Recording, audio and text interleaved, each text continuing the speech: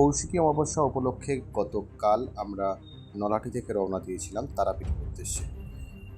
রাত 9টার সময় আমরা নলাটি থেকে বেরিয়ে তারাপীঠের উদ্দেশ্যে যখন যাচ্ছি, তো এটা জাস্ট আমরা রামপুরহাট নিউ টাউন ক্রস করলাম। ক্রস করার পর আমরা আস্তে আস্তে এগোতে থাকি এবং রামপুরহাট ঢোকার আগে পেট্রোল পাম্পে গাড়িতে একটু পেট্রোল ভরে নিই, তারপর আমরা রওনা হব তারাপীঠের উদ্দেশ্যে। এখানে পেট্রোল অন্য একটা গাড়িতে ভরছিল, তাই আমাদের কিছুক্ষণ ওয়েট করতে হলো। পরে আমরা আবার বেরিয়ে গেলাম। মুন্সিগঞ্জ ক্রস করে আমরা আগিয়ে গেলাম। যখন তারাপীঠ ঢুকবো, ঠিক তার রামপুরহাট থেকে যে মেন গেটটা তারাপীঠ ঢোকার, সেখানে ছিল প্রচণ্ড জ্যাম। তো জ্যামের কারণে আমরা একটু প্রথমে ঢোকার চেষ্টা করলাম, কিন্তু আমাদের আরেক ভাই ছিল ওখানকার। ও বললো যে আমরা এটা দিয়ে না গিয়ে আর একটু আগিয়ে গিয়ে আমরা সাইড দিয়ে গিয়ে একটা রাস্তা আছে, ওখান দিয়ে বাইপাস হয়ে আমরা বেরিয়ে যাব। তো এখানে জ্যামটা দেখতেই পাচ্ছেন, এখানে প্রচণ্ড জ্যাম।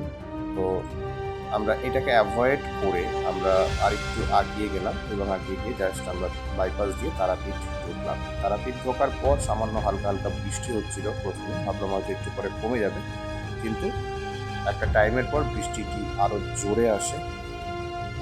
এই যে তারাপীঠ আমরা ঢুকেছি, রাত 10টা নাগাদ আমরা তারাপীঠে পৌঁছলাম।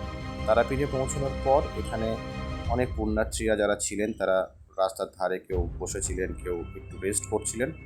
আমরা আস্তে আস্তে মন্দিরের দিকে এগোচ্ছিলাম এবং আগাতে সময় দেখলাম বৃষ্টিটা আরও জোরে এলো।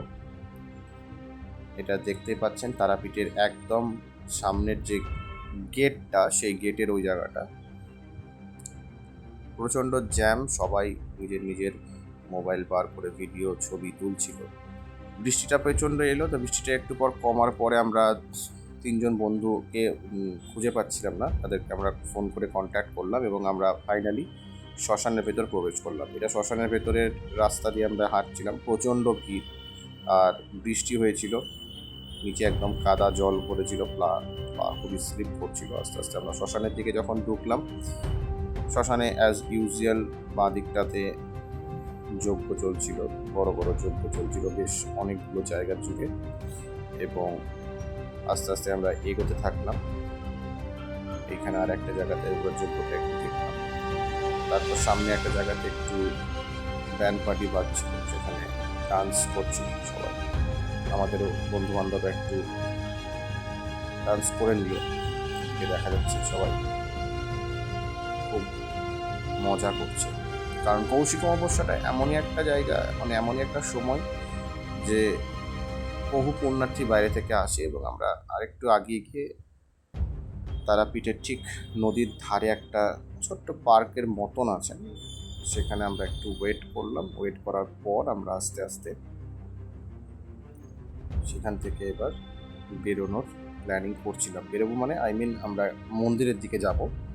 তো সেই টাইমটাতে যাইনি, কারণ সেই টাইমটাতে প্রচণ্ড ভিড় ছিল। ভাবলাম একটু পরে যাব, কিন্তু পরে দেখলাম অ্যাজ ইউজুয়াল ভিড়টা আরও বেড়েছে। কারণ এখানে যত রাতটা বাড়ে তত ভিড়টাও হয়। এটা রাত মোটামুটি 2টো আমাদের মন্দিরে